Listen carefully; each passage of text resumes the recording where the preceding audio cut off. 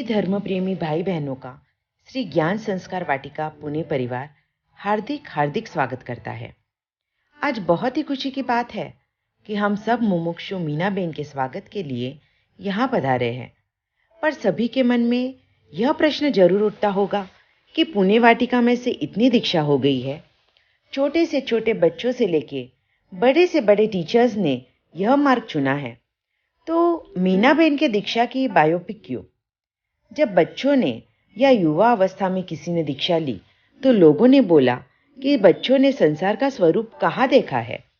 जब शादी के बाद पूरे परिवार ने दीक्षा ली तब उन्होंने बोला कि इनके 2 बच्चों की शादी नहीं हुई है तो इन्हें सास ससुर का क्या देखा है। तो आज हम मीनाबेन के जरिए बचपन से 55 तक की उम्र और शिक्षा से दीक्षा की ओर चलते हुए, जहां मीना भाभी ने बचपन में युवावस्था में शादी के बाद सारी जिम्मेदारियां पूरी करते हुए भी आखिर सर्वश्रेष्ठ पद दीक्षा का ही है, यह सिद्ध किया है। इस बायोपिक से हम आपको बताएंगे कि मीनाबेन की जिंदगी कैसी रही। बेटा अलका, जल्दी आओ, देर हो रही है ना, पाठशाला भी तो जाना है। अरे हाँ मम्मी, आती हूँ। अरे आज तो मैं खेल खेल के थक गई बहुत, प्यास भी बहुत लगी है। चलो पानी पी लेती हूँ। रुक रुक, तू ये क्या कर रही है? पानी तो पी रही हूँ। ये पानी मत पी, ये अनगन पानी है। हैं, अनगन पानी क्या होता है? अनगन यानी जो बिना छाना हुआ पानी होता है, जो हम जैनों में नहीं चलता। पूरी दुनिया तो यही पानी पीती है, तो हम जैन क्यों नहीं पी सकते? अगर पूरी दुनिया गलत चीज करे तो जरूरी है क्या हमें भी गलत चीज करनी चाहिए? गलत कैसे? हमारे जैन धर्म के अनुसार सादे पानी में असंख्य जीव होते हैं, पर एक समय के बाद उबाले हुए पानी में भी जीव उत्पन्न हो जाते हैं। इसके लिए हमें हमेशा उबाला हुआ गर्म पानी ही पीना चाहिए, और ये बात तो साइंस ने भी प्रूव कर दी है। तो बताओ, हम ये बिस्लरी का पानी कैसे पी सकते हैं? ये तो फिल्टर पैक किया हुआ पानी है। हम जैन छोटे से भी छोटे जीव की हिंसा नहीं करते हैं और अहिंसा को ही अपना परमो धर्म मानते हैं। उन्हें ऐसा बिस्लरी का पानी जो बिना छाना, जो कई दिनों से पैकिंग किया हुआ है, वो पीना चाहिए क्या? क्या ये सही है? बात तो तेरी सही है, ये मैंने तो ये कभी सोचा ही नहीं था। तू ये अच्छी अच्छी बातें कहाँ से सीखती है? जरूर तुम तुम्हारी माँ से सीखती होंगी। माँ का तो स्वभाव ही होता है ज्ञान का दान देने का। इस संसार में अच्छे से कैसे रहना हमारी माँ ही तो बताती है, लेकिन आत्मा का ज्ञान पाने के लिए हमें हमेशा एक गुरु की आवश्यकता होती है। यही तो तुम्हारा प्लस पॉइंट है। तुम्हारे घर में तुम्हारे बड़े पापा ने दीक्षा ली है, ऑब्वियसली वही तो तुम्हारे गुरु होंगे ना। हाँ, पर मेरे पास एक नहीं, 2 नहीं, बल्कि 3 गुरु हैं। 3 गुरु?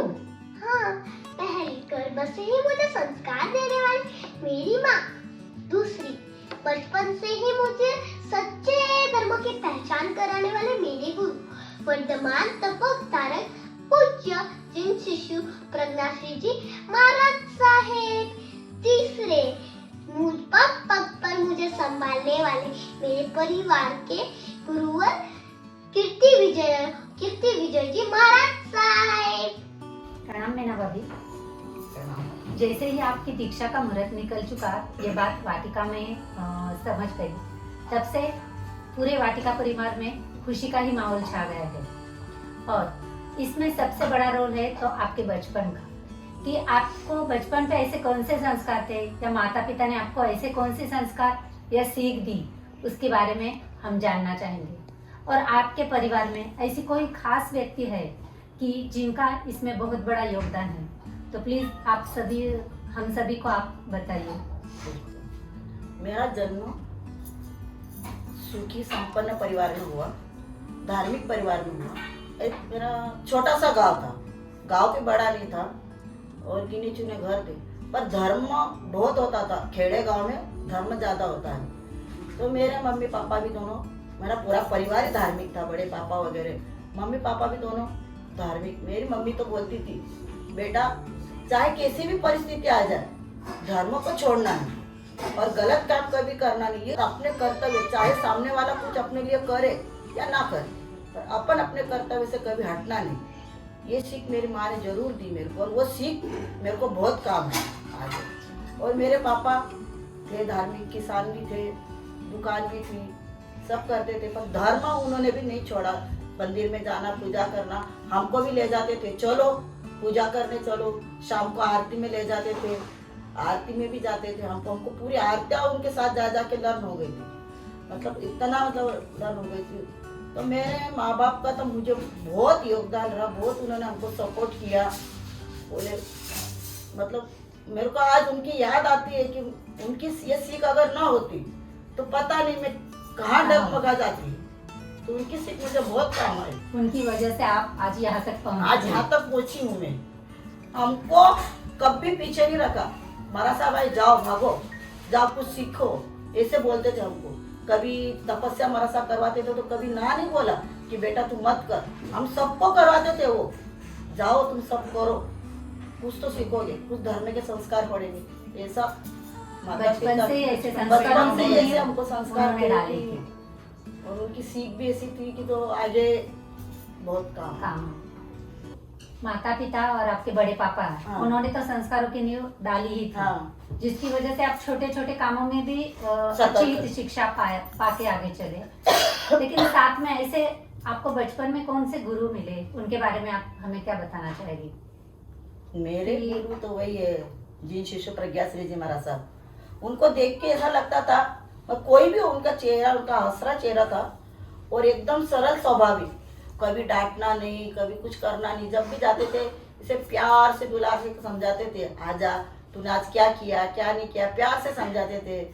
पर वो ये नहीं बोला कि तू ये नियम ले, कि तू वो नियम ले, कभी नहीं बोलते थे। ये तूने गाथा याद किया, तूने ये किया, तो ऐसा समझाते थे। तो आपके ये बचपन का जो ये संस्कारों का पड़ाव है, तो इससे आप आज खास ऐसी कौन सी सीख देना चाहोगे बच्चों को या अपने पूरे वाटिका परिवार को, जो भी ये आपका सुन रहे हैं सभी के लिए? कि ऐसी कोई सीख बताओ कि जीवन में ये लाना जरूरी है और जो आप खुद ने अनुभव किया है। बच्चों को तो मैं यही सीख देना जो मेरी माँ ने मुझे दी है, कि चाहे जैसी परिस्थिति आ जाए उसमें कभी गलत कदम नहीं उठाना और धर्मों को नहीं छोड़ना। धर्म को